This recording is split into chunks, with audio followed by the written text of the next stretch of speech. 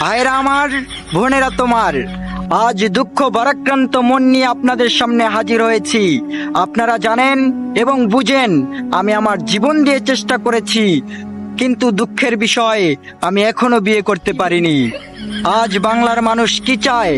আজ বাংলার মানুষ বউ চায়, বিয়ে করতে চায়, বাংলার মানুষ শ্বশুর বাড়ি চায়। কি অন্যায় করেছিলাম? কেন আমাকে বউ এনে দেওয়া হচ্ছে না?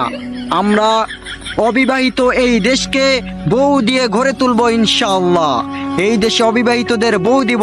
কিন্তু দুঃখের বিষয়, আজ দুঃখের সঙ্গে বলতে হয় দীর্ঘ 19 বছরের ইতিহাস, শ্বশুর বাড়ি না যাওয়ার ইতিহাস। আজ দীর্ঘ 19 বছরের ইতিহাস, অবিবাহিত ছেলে মেয়েদের আর্তনাদের ইতিহাস। আমি আম্মুকে বলেছিলাম শুধুমাত্র একটা বউ এনে দাও, তিনি আমার কথা রাখলেন না। তিনি রাখলেন আব্বাজানের কথা। আব্বু বললেন বিয়ে আরো 8 বছর পরে। আমি বললাম ঠিক আছে, তবে শুধু শ্বশুর বাড়িটা একটু দেখতে চাই।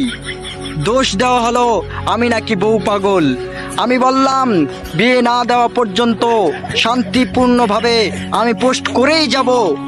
মনে রাখবেন, পোস্ট যখন করেছি পোস্ট আরো দেব। এদেশের অবিবাহিত মেয়েদের বিয়ে করেই ছাড়বো ইনশাআল্লাহ।